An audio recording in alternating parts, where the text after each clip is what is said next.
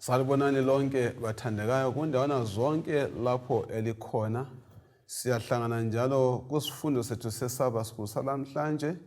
Okhuluma lani umfundisi uJimlilo inxusa engilawo bana bazivese. Salibonani isihlobo esithandekayo. Sibonga ithuba esilitholayo njalo ukuthi sizotaticha sona lesi sifundo kulona leli viki. Mina engikhulumayo ngu-Amos Maforo. Salibonani bathandekayo ngegama lenkosi yethu Jesu. Siyalibonga njalo elinye ithuba esiliphiwa nguNkulunkulu ukuze sifunde ilizwi lakhe. Okhulumayo uMrs Siboneni Mhlanga.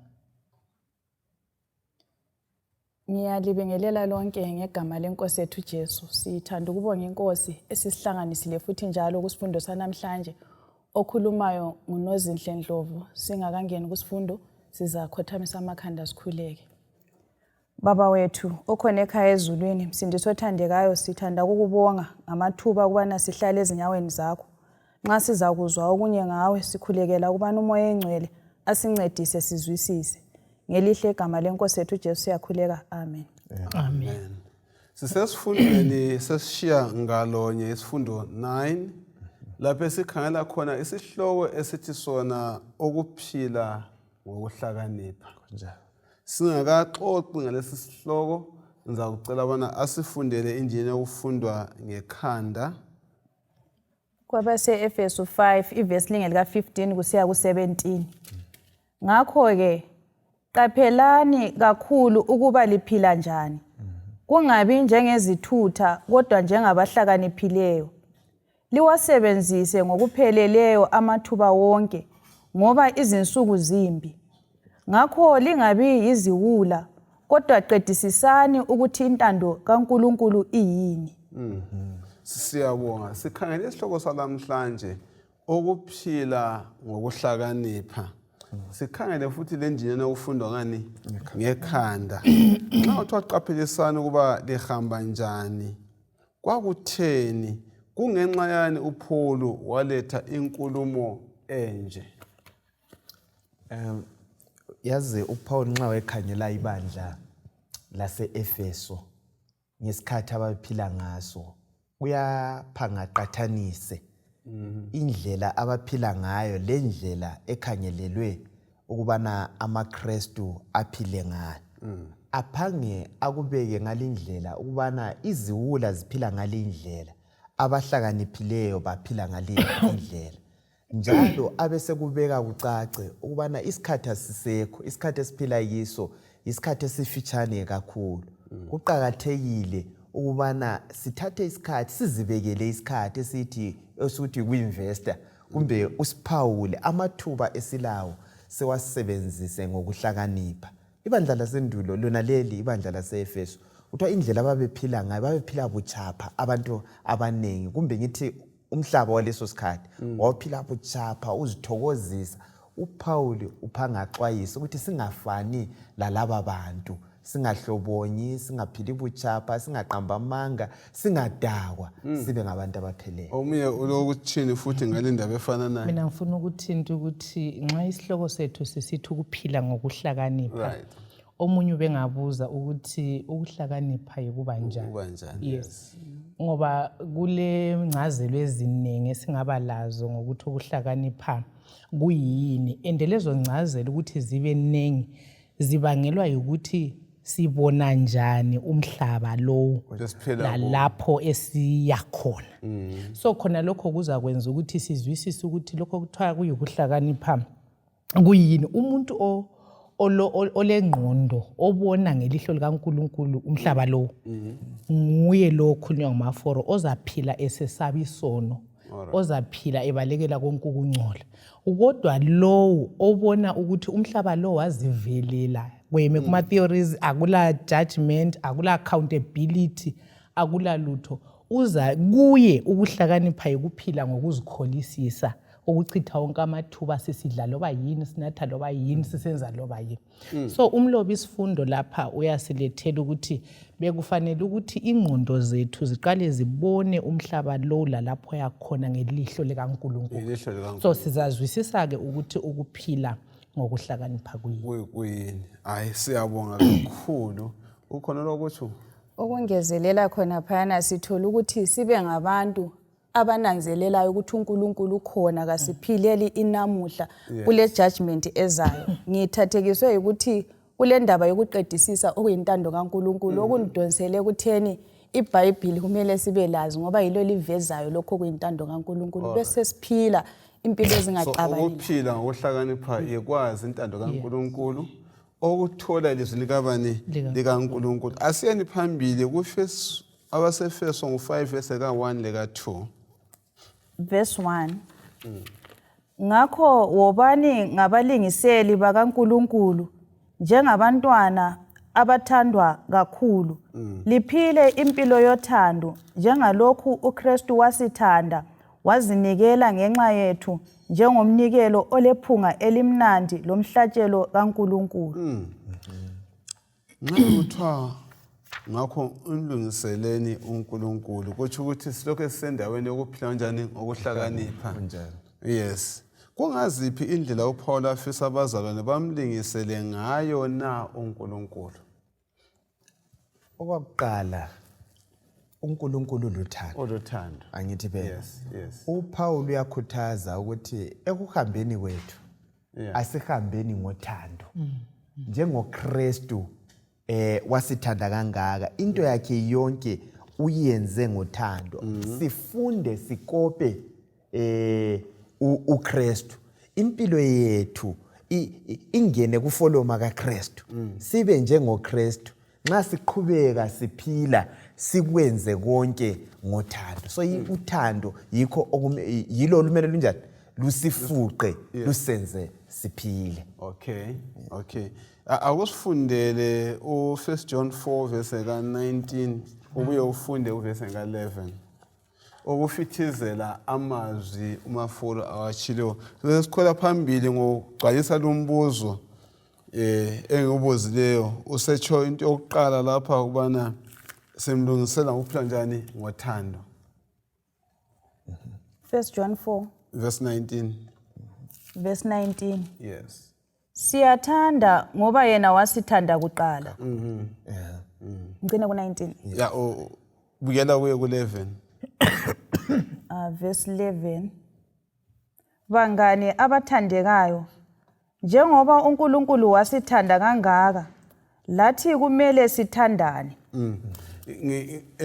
Landela amazwi kaMaforo ubana kumele simlungisele ngokuhamba njani ngothando. Lama verse akuncindezela njalo ukuthi wasithanda athi kasinjani ngasithandana. Okunye ke ukumlungisela simlungisela ngephi indlela? Ngicwalise kumaforo ukuthi siyaphansi ukuthi nxa sihamba ngothando kusitsho ukuthi kufanele sithandane. Kutsho ukuthi impilo leyi eyokuhlukuluza kumbe yokuhlukuluzana eyenzondano kayisoze itholakale kithi. Umlobi lapha mfundisi uthinte indaba yothando lukaNkulunkulu oluzidelayo. Abe sesithi okwenza ukuthi uJesu ngoba uqala sinike umfanekiso walokho uKristu akwenzileyo. Uthi uKristu wadela konke ngenxa yothando weza ukusifela. So zimbalwa lapha izinto eziveziweyo ngothando lukaNkulunkulu ezimpilweni zethu. Okokuqala kuyilokho ukuthi wasithanda. Okwesibili kuveza njalo ukuthi thina esasimele sife saphiwa impilo. Yena owayeyimpilo wathatha ukufa. Isubstitution ukuthi yimo bekumele ngife kodwa uKristu wasesifa endaweni yami. Iphindlela esingaphila ngayo ngothando. Iphindlela esingaphila ngayo ngothando. Okwathi ukuthi lelizwini lakhe lelo thando luthumele lwakhelwe phezukwane. Indaba yothando mfundisi ikakhulu yakhelwa ekuzehliseni. Sithobelane. Ungacabanga ucabangele omunye umuntu angicabanga njengoba uKristu eluthando wakhe. So uthando luqinile lwakhelwa phezulu kwabani? Lwakhelwa kuKristu.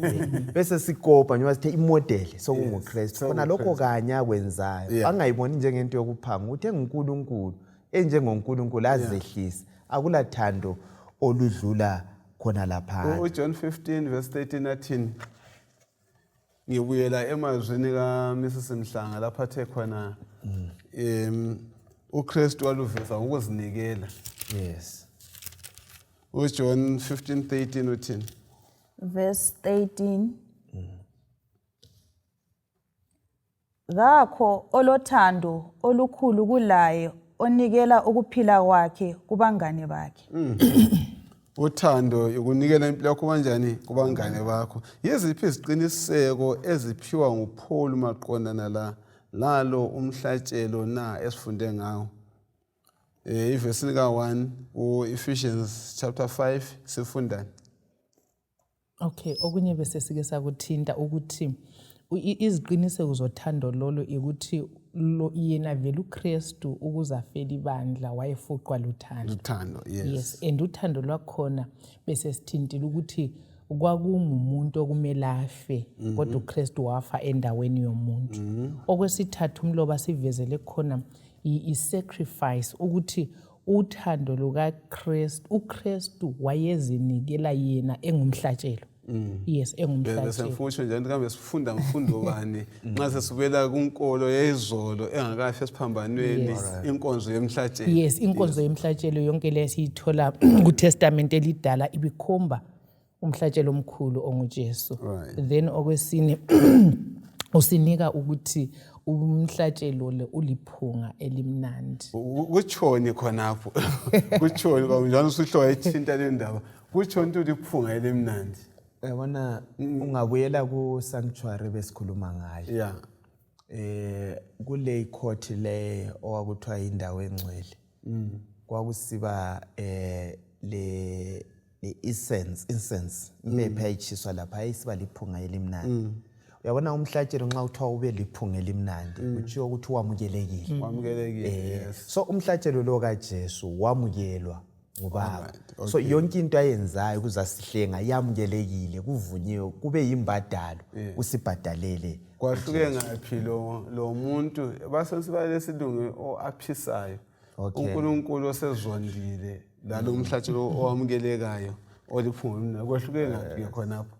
Yabona indaba le iyaphila ngibona abantu njenge ngiyizwa abantu bethana na into azingihambeli ukuthi bazondile abangazi isetshenziswa ikakhulu kunkolo zesintu esingathi paganism phandle lapho kuloNkulunkulu ozondileyo kakhulu ofuna ukubana azoncengwa limqakezele limncenge uNkulunkulu limbhadale kuchithwe inotho yonke kuncenga uNkulunkulu ukuze ngenze njani ngamukeleke kodwa lo esimkhonzayo yena uba nguye umnikelo wakhona okwathindwa umhlanga lapha nguye obhadalayo nguye oba lihlazo ukuze thina sithole impilo. Sihlobo ezithandekayo thina sithandiwe esingakwenza yikuthi sibonye simdumise uJehova samukele asenzele khona. Othi siye phambili asifundele uverse 3 lo 4 kwabaseFeso chapter 5 verse 3. Yeah. Kodwa phakathi kwenu akungabi khona lokuncane ukuxhwala obufebe loba yikuphi ukungcola loba okobuhwaba ngoba lezi zinto kazifanelanga ebantwini abangcwele bakaNkulunkulu. Njalo akumelanga kube lenhlamba lenkulumo zobuthutha loba ubuphoqo okuyizinto ezingafanelanga kodwa kakube lokubonga. Nxa sala amavesi asanibana awabale kathesi yini into esihlupha uPaul kakhulu wabona futhi ingozi bani kulabo abasebatsha ekukholweni kule indaba kuyini okumhlupha maybe ngahle ngiqale khonapho ukuthi sinanzelela ukuthi lapha uPaul unanzelela indlela abantu ababeziphatha ngayo ukuthi hlezi abanye abatsha ekukholweni babengagcina sebehlehlele emuva sebebuyela empilweni yobunyama esike sayithinta ukungaziphathi lapha okwakungayenza ukuthi ubufakazi babo kuKristu bube yize. Kwezinye izikhathi ukuthi sikhethe uKristu sihamba loKristu simkhulumela ngcono sizincwadi ezibhaliweyo wakungagcina kungasazwisiseki. Yabona nozindaba eziphindayo ibandla leli kumbe isizukulwane lesi abantu laba bephila kusikhathi sebandla leli laseEfeso kuthiwa babe ngamachapha indlela ababephila ngayo lapho akuthintileyo bengazithibi benatha bedakwa i-society yakhona ngabantu ababe ngabo ukuzikholisisa ukuzijabulisa ukujabulisa inyama leyo so uPaul ubuya akhuza ukuthi hayi lingabi njengalaba bantu ake ndiguquke lithi uyabona kwakuyisizukulwane lapho abantu bezithokozisa ngamanga lenhlekisa kuhlekwa nje ama-jokes kusenziwa konke nje kululazise ivangeli leli kumbe yazi kwesinye isikhathi kuze ungikhumbuze even isizukulwane sakade angisiboni mfundisi Mlilo sichiyene lesizukulwane lesi ngendlela abantu abazikholisisa ngayo ungayavula khathesi any TV channel any program nxa kuthiwa sikholisile kumbe into esichazayo yilapho okudramatizwa khona isono okulenhlamba khona okulezimpi uyazi nxa kuthiwa imovie imnandi kulapho kubulawana khona okugijinyiswana khona kumbe kule okulondakisa okungela kuziphatha so ilizwi lenkosi liyasikhuza lisixwayisa namhlanje ukuthi singafani lalaba bantu nxa sibala uverse ngo3 usiya ku5 manje uthini Maforo ngemfundiso ezikhona kumaKristu ukuthi uNkulunkulu kalandaba lokuthi wenzani uNkulunkulu ukhangela inhliziyo kodwa ivese sifundelwe nguNozi laphana ihle yasicasisela yabalisa izono ongamelanga abalandela uJesu bazithole bekiko and futhi siphile emhlabeni owe-technology okokuthi abantu bayaphila phakathi kwe-sexual immorality kokungcola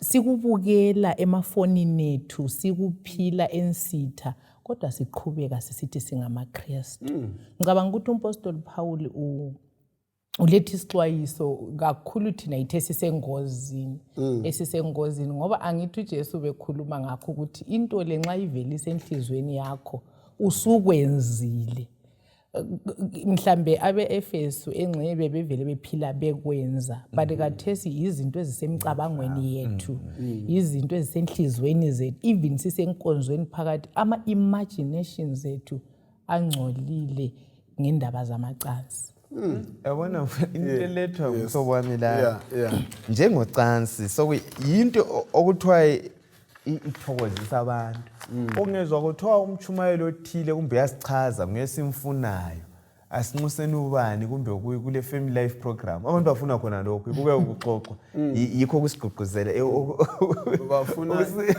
bafuna izinto eziqhumaqhumba emzimba imizwa so simele siqaphele izihlobo ezithandekayo i-TV lobu bukela nxa kungela cansi kungelani into yakhona ayizange ibe mnandi emtshadweni mfundisi nxa kuthiwa uMC osithokozisayo ubukhayela uthi abekhulumani ukhulunywa khona lapho lihlanyene lapho babazala umamazala abantu bahleke asiqapheleni lokho esikukhuzwayo okunye kwakhona kubanyelwe kakhulu yikudakwa abantu badakiwe kuyini abantu besizukulwane sakhathi kukhona laba abakhulunywa nguPaul asikho soba le into esizenzayo uzabona ukuthi zenziwa ngabantu kanjani abadakiwe kusiyakhuza ukuthi asambeni ngendlela kaNkulunkulu eqotho siza kuvikeleka ngizwa abathandekayo izikhulumi lapha ziveza ukuthi ungaba lesipho sokuhlabela ungaba lesipho sokufundisa ungaba lesipho sokuchumayela ungaba lesipho sokwazi ukuchaza iBhayibheli kodwa nxa umKristu phila impilo ehlambulukileyo phila impilo eyamukelekayo ngoba yisitsha esingcwele ezakuphatha izinto ezinjani ezingcwele akusifundele uverse nga5 sibone ukuthi kumele siphile impilo enjani kumele sihambe njengabantwana abaphila impilo bani uverse 5 Ephesians 5 verse 5 ngoba kuliqiniso ukuthi akula muntu oyisixhwali longcolileyo loba oyisihwaba umuntu onjalo ukhonza izithombe olelifa embusweni kaKristu lokaNkulunkulu. Okay, sesizwile bathandekayo yibona kwesikhathi sikhuluma bana Paul ubekhuza ngezono ezinjani eziyinhlobonhlobo ongamelanga amaKristu babalele kuzo. Manje kathe sethintwa inkohliso zamazwi ayize. Ukukhohliswa lokhu kumchiya engaphi umuntu ngokuxwayisa kukaPaul na? Sithola ukuthi lokhu kusilidela ekufeni, sinanzelela ukuthi uNkulunkulu uza kwahlulela esokudonsela ukuthi sigcine silahlwa nxa siphila buchapha. Okay. Akulo wengeza lapho mbona kucacile ngithi. Kukumele abantwana bakaNkulunkulu babe ngabantu abaziphatha njani. Umbuzo ofana nayo. Imfundiso yenkohliso yayiqalile ukuhlasela leli bandla elincane.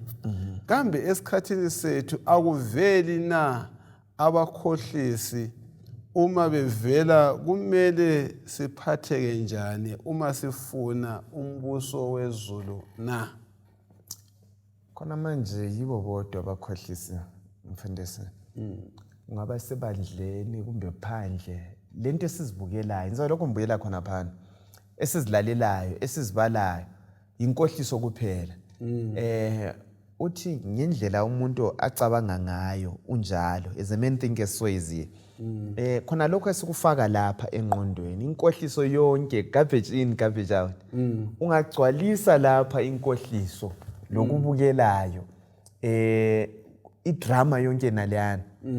Sicina sesiphila njalo. Ngilethele umzekeliso ikakhulu oyecansi. Uzathola ukuthi idrama eningi esizibukelayo. Uzathola ukuthi abantu umtshado usululazisiwe. Abantwana abaningi bayasuka ngakibo, akasasuki ngakibo aye emendweni. Qala asuke ngakibo aye rent eflatini azihlalele kumbe secollegeini kumbe kunga.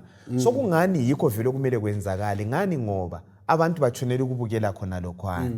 So isono singena ngaleyo ndlela. Yenye inkohliso engayithola khona engiyitholayo lapha namfundisi. Kube sokubuya laba izintshumayelo ezikhona, abafundisi abakhona, zimfundiso zamanga zokukhohlisa ngoba ngani abakufunayo yikutshela thina esifuna ukukuzwa okujabulisa impilo zethu okungakhuziyo isono. So inkohliso igcwele yiyo esikiyo ende siyayijabulela. Nxa singaqaphelanga sisengozini, siza kungena olayekeni lolo obeluthintwa ngudadewethu lapha uNosi. Siyabonga ukungezela lokho okuchiwe kumaforo ukuthi ingozi esiphakathi kwayo kakhulu indaba yenhlakanipho yawo nalowo mhlaba. Ukuthi uphilela ukuthi uzuza inotho, uphilela ukuthi wenzeni, uphilela ukuthi uzuza umhlaba wonke. Yikho abantu abaningi bengabizelwa ekuchiyeni isono. Abantu abaningi mfundisi ungababizela elizwini likaNkulunkulu. Uyezwa besala bethi hayi kutheni ichurch lemthetho strict. So umuntu wensuku zokugcina ufuna ukuziphilela ngendlela yakhe umathanda. And umafaro sekuthintile ukuthi lathi esingabelusi bezimvu zikaNkulunkulu sesiduhisa abantu ngokuthi sibapha lokho abafuna ukukuzwa. Kodwa impilo yesono iphila phakathi kwabo. Yikho umpostoli Paul asixwayisa khona lapha kuverse 6 uthe lingakhohliswa. Lingakhohliswa ngabantu ngoba lokhu ukungcola lokwenzani kulethula kaNkulunkulu. Kusitshoni, kusitsho ukuthi ukuhlakanipha kukaNkulunkulu kwenza siphile sizwisisa ukuthi kulokwahlulela kusasa. Kulokwenza le accountability ukuthi mphile njani uNkulunkulu uyakunaka kakhulu. Kungencane uPaul okhuthaza ukuthi abazalwane bengadlelani bengahambelani badlalane lezoni na. Nanzelela ukuthi ubunyama lokukhanya akulabudlelwane. Futhi sinanzelela ukuthi uNkulunkulu usibekile ukuthi sibe yikukhanya. Lapho esikhona kumele abanye badonseleke kuKristu ngokukhanya esikuthethe kuKristu. So singahlangana kugcina kungasaphumi kahle. Anti ama tomatoes nxa ekucrate kungaba lelilodwa vele libolileyo libolisa wonke. Okay. Indaba yesono ilendonsele emangalisayo mfundisi. Right. Vele singahlala sigudlane lesono vele ungani kulula ukuthi kancane kancane sinyomuke entandweni kaNkulunkulu. So umpostoli Paul uyayizwisisa i-great controversy, i-force kumbam indonsela yesono. Yikho uSams uDavid ehlexwayisa ukuthi obusisiweyo ngulo ongasoze ahlala endleleni yababi. Kodwa yena uzacabangisisa ngelizwi likaNkulunkulu ibusuku lemini abe sesiba yisithelo, abe sesiba yisihlahla esi-evergreen esizaqhubeka sithela isithelo sokulunga. So kufanele sibili sibaleke, but abantu abatsha ikakhulu ngiyake mbone ngani sicabanga ukuthi kakulandaba ukuthi ndlala lobani. Sicabanga ukuthi hayi lanxa kufanele yakhe imduli phakathi kwethu labangakalizwi ilizwi, kodwa akumelanga impilo yethu ingenane okuzazi kukwenze thina simonyoke kukholwe. Ukungezelela khonapho inanzelela ukuthi kumele sizonde isono ngokwaso hatshi isoni. Kwezinye izikhathi sigcina sesikubambanisa kugcine kungasaphileki. Nanzelela ukuthi uNkulunkulu uyafisa ukuthi ngase yaphila impilo yokuthi sithokozise yena. Ungananzelela lapha kwabase-Efeso abantu babephilela ikhathesi. La khathesi usho ikhathesi siyayiphilela okokuthi into engiyiqakathekisa ukuthi imali itholakala ngaphi. Ngingenza noma yini ukuthi ngithole okokuthi ngisuthise kwakhathesi. Angisakhangela ukuthi ukukholwa kwami kuzabe kulonke ku-right yini ngahamba ngaleyo ndlela. Sengathi umlimi engasisiza ukuthi siphile sikhangele ikusasa. Othi singalibali ukuthi isifundo sethu sikhuluma ukuthi ukuphila kunjani ngokuhlakanipha. Sesizwile balaleli ukubana ukuphila ngokuhlakanipha ukuxwaya lokukhetha abangane abazakwenza uyebona umbuso kabani kaNkulunkulu. Akumfundele abase-Efeso verse 11 kusiya ku-14. Verse 11. Lingahlanganyeli ezenzweni zobumnyama ezingelazithelo, kodwa lizihlazulule, ngoba kulihlazo lokukutsho okwenziwa yizigangi ensitha. Kodwa konke okuvezwe obala yikukhanya kuyabonakala, ngoba yikukhanya okwenza izinto zonke zibonakale. Yilokho nje kuthiwa, phaphama wena oleleyo, vuka kwabafileyo, uKristu uzakhanya kuwe. Right. Siwalalele lama verse wonke. Esesithe sawabala lapha. Lingahlanganyeli lemisebenzi yobunyama. Kodwa konke okuvezwa yikukhanya kuyabonakala sesiwafundile. Lama verse abase-Efeso 11 verse 5 verse 11 kusiya ku-14 siwazisa njani ngokuphila ngokuhlakanipha? Siwazisa njani? Alright. Umuntu ohlakaniphileyo andikumesabayo uJehova. Nxa siphila ngokuhlakanipha sihlobo zami siyaxwaya konke okunjani okubi bese sibuya ebukhoneni bukaJehova. Iningi lamaKristu lilele obukabhuka sibe. Actually kuqala uthi lingahlanganyeli emsebenzi wobunyama usiya phambili uyi-addressele. Kumenqale lapho. Alright. Kulokho esisanda ukukhuluma ngakho okulula mfundisi yikuphi ukuthi owiso omunye nguphi osesihlahleni ophezulu kumbe phansi. Olula ukuwa nguphi. So ngophezulu. I-level yalo sekhetha longakhethanga ayifani. Wena uphezulu udonseka lula ukuthi wehle phansi. So ubungane lobo bese uqaphele abantu esilapho angithi phela bese sikuxwaya ungabala ngonjobe ukuthi wayexwaya umubi ebaleka. Khumbule uJoseph umuntu omutsha kuthiwa wabaleka walithiya lebhachini angithi phela lapho nxa sokumele sikhethe okwakuthinta unoza asitsho ukuthi singabi lobudlelwano labangakamkhetha ukuthi siba labo kodwa ngenhlakanipho. I-memory text ekutshoyo sihlakaniphe sibale lezinsuku sikunanzelela ukuthi siphila ngayiphi indlela. Ngibuye la abantu balele kuthiwa phaphamani vukani linanzelele izikhathi ezinjani bakithi siphila yizo sihambe ngokuhlakanipha sihambe ngokaJesu singarojwa. Angisezakhuluma ngelana ukuthi uSathane vele ulaba prophet bamanga abantu abazosikhohlisa.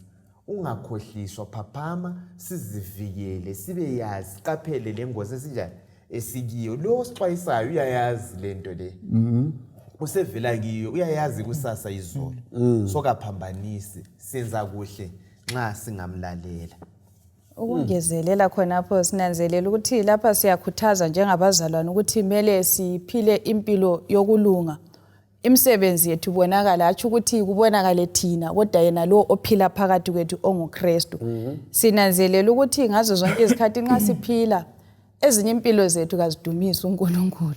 I-challenge enkulu okumele siyinanzelele kwampa ukuthi ekuphaphameni kwethu siphile ngempilo ezidumisa uNkulunkulu ezimvezayo uNkulunkulu. Ziba lendonsela. Wona vele nxa usenza ukuqotha ngithi ngangana abantu bayahleka bathini kodwa ekugcineni kwakhona kuba lendonsela. Abantu bayadonseleka bamkhethe lo Jesu. Othi ngiqinise njalo umbuzo wami ukuthi bona la nje abantu abakholwayo kumele baphile njani phakathi kwabantu abangakholwayo. Sike sayibalisa nxa singajula kancane ubana kumele baphile njani phakathi kwabantu abangakholwayo. Okay. Ungafunda uMateyu chapter 5 verse 16. uJesu uthi thina siyikukhanya kwezwe. Yes. Ufanele ukuthi abantu umhlaba vele ngenxa yesono semnyameni. So thina sesamukela uJesu sayazi impilo yokulunga nxa siphila phakathi komhlaba uthe bazabona imisebenzi yethu bese bedumisa ubaba osezulwini. Bazabona imisebenzi yethu. Ngize ngacabanga indaba kaMordekhai. Mordekhai kuthiwa wayezihlalele kuphela egedini sisaba uNkulunkulu. oHamani bakhubeka bakhubeka ngokubona nje impilo. So lapho kulokukhanya lomnyama vele kakuhambisana. Yikho kufanele ukuthi thina unozuke wathinta indaba yokuthi siyincwadi efundwa. Bekufanele ukuthi thina ngokuphila kwethu abasemnyameni bambone uNkulunkulu kithi bese bemazi baphenduke ngakuye. Ukukhanya kuziforce. Awuzibambi amandla. Ukukhanya nxa kulobunyama ungalayithi isibani ubunyama buyamalala bodwa. So isihlobo esithandekayo sihamba ngokukhanya. Uyazi ukuthi sake sibe semsebenzini endaweni ezitshiyeneyo. Nxa uqotho uzabona lokuwaya bekubalekela. Asitshane la lokhu nje kuthi ngoba abantu bayakwazi into eqondileyo abantu kanjani lento eqotho abantu bayayazi. Sikhangelelwe ukuthi uye wethu abe nguye uhathi abe ngubani ngwathi sihambe ngokuqonda inkulumo zethu mfundisi. Ama business deals zethu nxa sisenza sithenga sithengisa akucace ukuthi lo ngumKristu. Izikali zethu zicace kuzaba lendonsela. Ingozi ile yikuthi sikhona ngale emhlabeni sibe sesiqina ngokukhuluma nje kuphela. So senza kuhle nxa singalalela sivuke emaqandeni wakithi. Sivuke siphaphame sihambe ngoqondo. Namaforo okunye ukulala embone ngani ibandla lisengozini yakho. Yikuthi kasilihloli kuhle ilizwi likaNkulunkulu ngoba uDavid antuthi kuPsalms 119 verse 105 ilizwi lakho liyisibane enyaweni zami liyikukhanya. So nxa kuyikuthi ilizwi likaNkulunkulu yilo lodwa elilethu ukukhanya yilo bekumele ukuthi siphile ngalo. But khathesi ingozi esikhona ukuthi siba ngaki esiyidinga intando kaNkulunkulu ukuthi sibe yazi sibe sesihamba ngayo. So lathi siphile emnyameni kunjalo singakwazi ukuthi uNkulunkulu uthini. So i-challenge engilethayo kithi balaleli ukuthi kasiyidingeni intando kasifundeni ilizwi. Yilo lodwa elizakhanyisa ukuthi sihambe njani. Phezu kwalokho elikutshoyo wona sidingeni inkosi. Uverse 14 uthena phaphama wena oleleyo. Asiwakhangeni lamavesi. Iphindi ithi uvuke kwabafileyo uKristu uzokukhanyisela. Amagama lamathathu phaphama wena oleleyo uvuke kwabafileyo kukhulunywa lamaKristu ngabanjani wona lapha kutshoni kuthi bakusiphi isimo na yabona isiKristu sayidla uyaphila kumbe ufile. So lapha kuthiwa vuka phaphama kwabafileyo uJesu uzile uthi ngizile ubani benempilo impilo nani igcwala kwayo iphume. Nxa ungela impilo njani mfundisi ufile angithi phela ungabe uyahamba abaningi bayazihambela badonda ukuwa nje kuphela bafile abantu angithi phela uJesu uzile ukubana sibe lempilo. Asiphaphameni, uyasinikeza yona le mpilo, sihambe ngokuqonda, singaphindi sifana. UPaul athi akuseyimi engiphilayo, angithi vele mina sengifile. Asifeni kumselfu lokhu, die to self, sife siphila kubani? kuJesu. Sihambe ngokuqonda, sizaba lendonsela ngoba uJesu uthi mina uma ngingaphakanyiswa ngiza kudonsa abaningi, angithi vele uyazidonsela abantu. Asiphileni nxa sihamba la sibe ngoKristu abancane, sizabe singabaphilisi. Yebo. Ukungezelela khonapha ngize ngithathekiswe ngomhlabelelo uthi qaphela umbuso kaJesu osusondele. Kuthi ukuthi kumele sihlale singabantu nxa siphapheme silindile ukuthi la nxa engaqhamuka konke kuyasilungela. Nginanzelela ukuthi okunye kungasenza ukuthi sibe ngathi silele kulandela izinto zomhlaba. Ukuthi lapha lathi sikhona. Sengathi umlimo engasiphathisa asenzele kahle ukuthi sihlale singabantu abananzelelayo isikhathi esiphila kiso ukuthi singabikhele sisicine sesiziphatha buchapha. Siyabonga, ngizwa ubana impilo le edinga ubana sivuke kwabaleleyo, ukulala lokhu kuyingozi ukuthi unjengomuntu ofileyo. Ibisithena uKristu uza kukhanyisela. Angazi ubana sisuse kanjani leyo ndawo, uKristu uza kukhanyisela. Ngamanye amazwi ngilalela ukuthi yena akula muntu ongazikhanyisela, ongaphaphama, uvuke kwabafileyo. Then lapho ungakhanyisela khona sokuthungamela uKristu. Nxa ungaphaphamanga ke, nxa ungavuka kwabafileyo awukhanyiseleka, ngithi. Yes, awungifundele iverse ka-15 siya ku-17. Verse 15. Ngakho-ke qaphelani kakhulu ukuba liphila njani. Kungabi njengezithutha kodwa njengabahlakaniphileyo. Liwasebenzise ngokupheleleyo amathuba wonke ngoba izinsuku zimbi. Liwasebenzise ngokupheleleyo amathuba njani? Wonke ngoba izinsuku zinjani? Zimbi. Uyiphetha njani indaba yakhe uPaul? Kuyini sibili akukho uPaul akutshisekelayo ekuphetheni kwakhe indaba yakhe uPaul? Uyabona indaba elethwa nguPaul, bisela kundatshana yethu siqale ngayo, ngayikhangela introduction yethu lapha ku-auction. Yes. Indaba le kuthiwa bathi befika bathola le vazi le bayithenga ngentengo abo $200.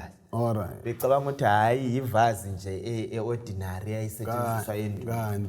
Kukanti iyona ivalue yayo, intengo yayo yayidula kakhulu, yayivaluable ngoba kuthiwa yayingendulo i-Islamic world ngayo. So owathi nanzelele ku-auction wayibona ukuthi into le iyadula, wabhadala njengentengo yena le enjani efunakalayo, kanti uthole into engaba intengo yama-5 million enethenge nge-200. Alright. So lapha mfundisi silethelwe enye indaba la ukuthi thina ake nisiphaphame senelise ukubala amathuba la ngoba ngalokho esikubhadalayo kumbe in exchange kulula kuchiphe kakhulu esikunikezwayo, angithi phela kuyadula khona angithi kodwa sikuthenga ngentengo ephansi. Yikho phela umlobe engimthandayo ukuthi sathi sesezulwini kuthiwa sonke sizathi izulu lichiphe kakhulu. Ngoba amathuba la sasebenzise ngenhlakanipho akukabonakala, akufikanga le ndlebeni lokho esinjani esikulungiselelwe. So zihlobo zami siyakhuthazwa ukuthi siqaphele, sithenge okungela mbadalo, sikunikwa mahala, kodwa esikuthengayo ngokunaphakade sizaphila nakho ingunaphakade senzelwa umusa. Intokozo yala njengoMusa atsho ukuthi ukuthokoza kweGibhite lokho ngokwesikhatshana, ngangcono ngihlupheke okwesikhatshana ukuze ngithokoze ingunaphakade. So kudingeka abantu abaphaphemeyo abakhangela amathuba babekwazi ukuthi hayi ngangcono ngisacrifice ukuthokoza lokho kwenyama okwakhathesi ngiza kuthokoza ingunaphakade. Badale lokho okubolayo, ngikhambise lokho okubolayo ukuze ngithenge okunganjani okungaboliyo. Siyabonga bani letha indaba eqhakathekile, angazi besizwisisile sonke indaba le eqhakathekile ukusebenzisa amathuba ethu. Lokho kungikhumbuza I think izifundo ze-comments nxa uthenga ama-shares. Kulabantu abaphilela okwelusa ukuthi namhlanje ala kodwa ngiyakwazi ngemva kwensuku ezingaka abe sekhuphukile ahla wathenga kwaphana asemselelo thuba athenga kwaphana njani ukuhlakanipha lokho kubana asimekeni sure sibamba usindiso sanjani lusabambeka yes right ngicela ukungezelela lapha awengeze sure umpostoli Paul asinika umfanekiso awusebenzisayo ukuthi ukuphila kwethu kufanisa lokuhamba ngicabanga ngathi nxa bengingahamba eminyameni ngingaboni lokuthi kumbe kulamagodi kumbe kulameva usinika wona lo mfanekiso ukuthi sinanzelele ukuthi siphila njani kusitsho ukuthi mfundisi kumele ngihambe ngicinga kumele impilo yami yesiKristu ibe nyokuzicinga lokuzihlola ikumpostoli Paul kwenye indawo ibhala ukuthi ake lizihlole libone ukuthi lisekukholweni yini ngoba okujwayelekile sakhuluma siqalisa lapha ngesifundo ukuthi idrobo le Ephesus lalile activity kubusy kusenziwa lokhu lalokuyana kugcwele ukungcola yikho umpostoli Paul okwakumhlupha ukuthi ibandla liyagcina lithathwa isikhukhula leso so siphile esikhathini esinjalo okudingwa khona imali okudingwa khona impilo kahle okudinga inhlala kahle kunengo esiphakathi kwakho kodwa uyasikhuthaza lapho ukuthi zihlo isiKristu sakho sikhangele ukuthi sinjani impilo yakho yokuthandaza iyaphila yini impilo yokufundwa kwelizwi iyaphila yini ngapho umlobo besivezela sifanele siphile impilo yokufakazela uJesu so kufanele ukuthi isiKristu sethu sisicinge yikho sithi nanzelelana ukuthi lihamba kanjani ukungezelela khona phana sinanzelela ukuthi nxa sivezelwa ngendaba yokuhlakanipha kutsho ukuthi sikhangela lokho esingaba yikho khona kuKristu sihluthuna amathuba lapho efikile amathuba ngangizwe ukuthi aqoqoda so kungenzeka ukuthi liqoqoda ithuba likudlule ugcina ungasasindiseki so ngithola iurgency ukuthi izinto lezi lapho kudinga ukuthi sisindiseke kumele umlimi asisize siwabona amathuba angasidluli lethwa la uvundile indaba yamathuba ikakhulu thina abantu laba balesikhumba lesi abansundu indaba yesikhathi right asisiphathi kuhle asikwazi usifike isikhathi uzuzwa kule statement uzothiwa hayi ungabuza khona uzothiwa siyahlangana ngamapast akukhuluma isikhathi esiqondileyo kuzokuthi kule African time akulanto enjalo isikhathi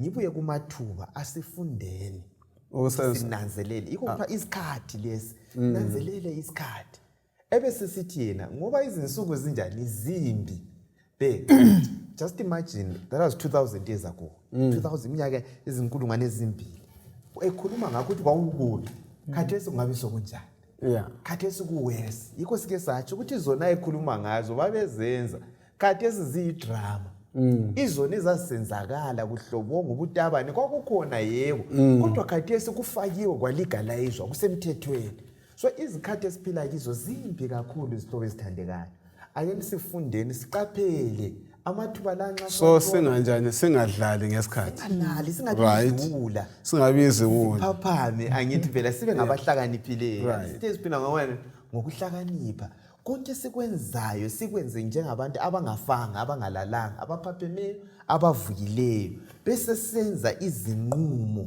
ezinhle ezizakutsho ukuthi ngunaphakade yethu siyayichitha sina ngizwa lesithi lona umzuzu munye ngamunye uqhakathekile empilweni yomuntu ungakelwe njani odlule ngakayisikho kusebenza kuphela lokwenza imisebenzi ongakwenzayo kodwa phila nje umuntu njani ohlakaniphileyo kakakathesa angikwazi bana umaforo leminyaka emingaki angikwazi umntana wami leminyaka emingaki angikwazi abantu leminyaka emingaki kodwa ungadlala ngesikhathi usaselamandla usufika ngale kubo 60 usiya ngale emuva uzawukhangela emuva either ubonge inkosi ukuthi angiphile kahle ngasebenzisa wonke amathuba kumbe ukhangele emuva ukhale isikhathi esichithekileyo wasted years ngafisa nganyaphila futhi kodwa kusanjani awusabuyelwa emuva impilo iba mfundisi izinto ibale wathina ukuthi kuhlengwe yes lezi Greek elisetshenziswa elinye la khona kuthiwa lithi ukuthi ukuthenga yes isikhathi to buy time angithi phela ngoba insuku zimbi ngithathekiswa indaba elethayo ukuthi nxa anti sikhuluma even la nge-retirement yes abantu bahlaba umkhosi sesiya retire kala lutho ngani ngoba akasebenzisanga isikhathi kuhle so let's redeem asihlengeni isikhathi sisithenge yabona isikhathi ithuba nxa ulichitha bathi it's invested uzibekele nxa usisebenzise kuzibekele isikhathi ukuze uyenelise ukwenza njani nxa sokufika lapho kudingakala khona sesizihlenga kunjalo lempilweni yethu enjani yokukholwa siyasihlenga isikhathi usisebenzise ngenhlakanipho esikwenzayo singawuchaphaza umzimba lo suphathe kahle lithempeli kaJehova sisebenzisa sihambise ivangeli okwathintwa umhlobo lapha uzasinceda ikusasa so ukuhlakanipha khona lokho siyabonga ngizwa usithi wena impilo ngayibuyele emuva sekhula siyangaphi sisiyaphambili sikhona siyaphambili bengalitshela iminyaka yami ukuthi lamhlanje selapha ngihlanganisa uphumnyaka lamhlanje kodwa asikhulise ngaphi sisiya emuva sokho siphathwa ukuthi kuchone uphila njani ngokuhlakanipha akungifundele uverse 18 kusiya ku21 verse 18 lingadakwa liwayini okuletha ukonakala kodwa gcwaliswani ngomoya khulumisanani ngamahubo lamaculo kanye langezingoma zokomoya hlabelani lenzele inkosi imculo enhlizweni zenu limbonge ngokuphela uNkulunkulu uBaba ngenxa yezinto zonke ngebizo lenkosi yethu uJesu Kristu ngcine khona akume khona lapha uPaul bathandikayo uxwayisani uma sikwalandela amavesi lawa susele evesini ka18 usiya vesi ka21 sikwalandele kakuhle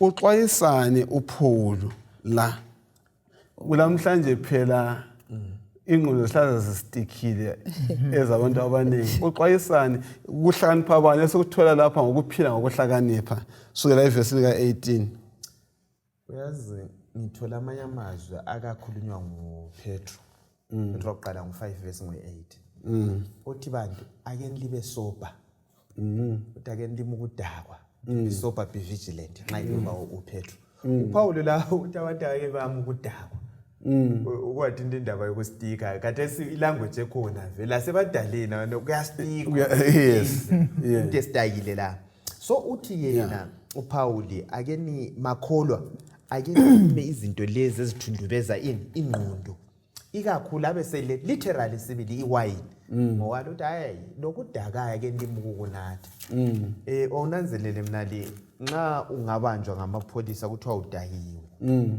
angakudubela umzilo straight bethi hamba kona pha awuhambi emzileni o straight angithi phela uyatatarika uJesu uthi bandla ake nilime ukudakwa into zenu kazihlambuluka kaziqonde inkulumo zethu awunanzelele umuntu okubamba umlomo khonapho indaba oyitshoyo yokudakwa ile ngqola phambili empilweni yomuntu omutsha uba yini umuntu ahlathi esakhula ahlabanjwe athunjwe ukunatha ahlale dayiwe susele kuseni ngoba thesiso sikhuluma sobahle bavuka ba ema-grocer kule ngqola phambili njani kule ngozi bani nxa usiyaphambili ngenkulumo yakho kumbe nxa siyaphambili ngenkulumo zethu zonezi kasike sibone ingozi ekhona ngokuhlala udakiwe alright sayifika khona phana right qala vele ujayele ukudaka imizwa le isithundubele angithi phela lokucabanga le indlela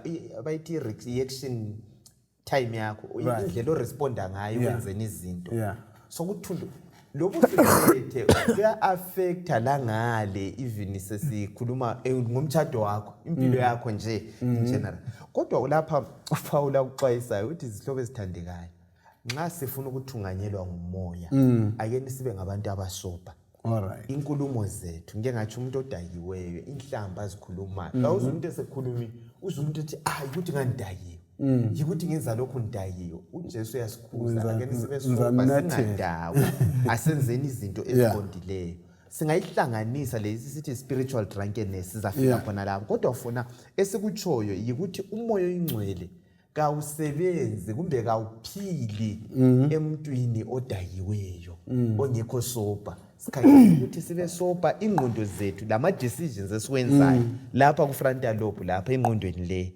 kwenziwe ngumuntu onjani bakithi opheleleyo okwaziyo akwenzayo ngoba izinqumo esizenzayo ngeze nginaphakade kwenza njani udayiwe. Right. Yazi maforo ungicabangisisa indlela futhi umpostoli Paulus khuthaza ngayo ku 1 Corinthians 6 verse 19. Athi kalikwazi yini ukuthi imizimba yini ilithempeli kamoya. Right. So uthi ukuthi nxa kuyikuthi sizaletha ukungcola konke emzimbeni leyi umoya oyingcwele kasoza hlale lathi. So kuthi ukuthi impilo esayiphila ngeyenkohliso eyenhlamba eyokudakwa and umlobo kulibhalisile lapho ukuthi umuntu odakwe lokuthi wenzani vele uyabe ngasabona okunye esokuthedlwe khona ebona ukuthi usewonile kumbe sewona kunganani. So ngizwisisa lokho mina ukuthi impilo yeSkristu ibuya ihambe ngoiphelele umuntu wonke ingqondo umzimba umphefumulo ingozi esilayo njengamaKristu ngeyokuthi singani sikhathazeka kakhulu ngomphefumulo kasilandaba lokuthi umzimba yikho singani sithi akulandaba ukuthi udleni kumbe unatheni kodwa umpostoli Paul lapha nxa esilethela lokho uya ukubeletha kundawonye ukuthi kufanele siphelele umuntu wonke aphelele ukuze umoya oyingcwele ahlalela indlela olalutho esingabenza nxa singabadakwayo ngithi khumbula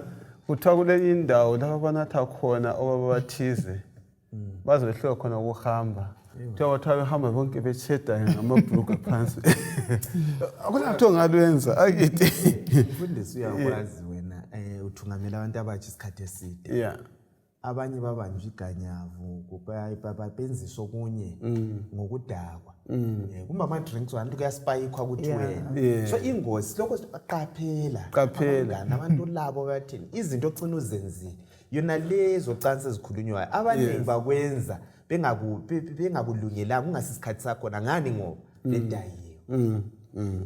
Ukungezelela khonapho nginanzelela ukuthi ngitshwele kukhonzeni kwethu kwezinye izikhathi sigcina sesilulaza izinto ezingcwele ngoba imkhumbulo yethu ithundubele ngeyindlela lokhu kuyalimaza ini ingqondo bemfule mfukuza ukuthi yana kumele bamkhonze ngengqondo ezenjani kuyini okumele kube lendonsela engqondweni yomuntu ekumkhonzeni uNkulunkulu ukukhulume ngakho ngabo frontal lobe lapha ukuthi ingqondo zethu kumele zibe sesimeni esenjani kwenzani ukudakwa engqondweni zomuntu khangela ukuthi abantwana baka-Eli mfundisi benzani alright then ukhangele kuthiwa ngobani laba onadabu lo Abihu ukuthi nxa basebe edakwa babengalala even labo omama ethempelini so ngiyakumqondo lethwe ngusisinozi laphana ukuthi vele umkhumbulo wonke wehluleka ukwehlukanisa izinto ezingcwele lezingangcwele yikho esithi lapha ekukhonzeni kwethu uNkulunkulu bekufuna ukuthi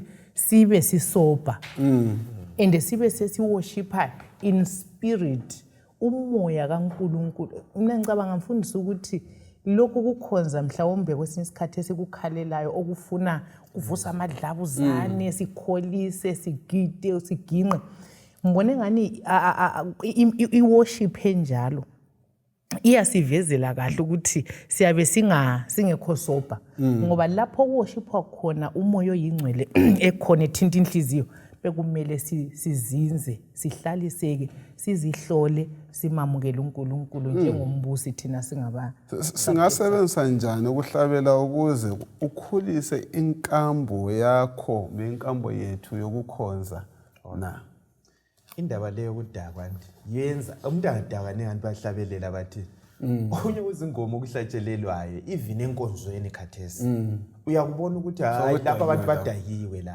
ngokwemizwa eshaywe i-bass guitar echaywe ebhawa yesitshaywe ebandleni andiyakubona ukuhlabelela kwakhona uzwe lokuphakamisa kwakhona ukweqayeqa okwenziwe ebhawa yikho kusenkonzweni so kasiqapheleni nxa kubuya ku-music i-music ngenye ithule eqakatheke kakhulu ku-worship yethu qaphela ukuthi worshipha uNkulunkulu wadala izulu lomhlaba kumbe lo owawayo ingilosi le ngoba uyakwazi uSathane i-specialty yakhe i-music angithi be so abantu abaningi sesithunjiwe lokuhlabelela kwethu kwemizwa sizijabulisa nje kuphela uze bekumnandi echurch besikholisa bekusichaza igroup leyo esichazayo ungananzelela ngiyaphila thu imizwa yabantu ingalethi udumo kubani kuJehova esikukhuthazayo yikuthi katheni sidumise uNkulunkulu sithunganyelwa ngumoya oyingcwele siyabonga Nginanzelela ukuthi ekukhonzeni lapha umoya engcwele udlala indima enkulu kakhulu okungangokuthi lathi kasiphileni impilo ezizavuma ukuthi umoya engcwele ahlale phakathi kwethu. Siyabonga kakhulu.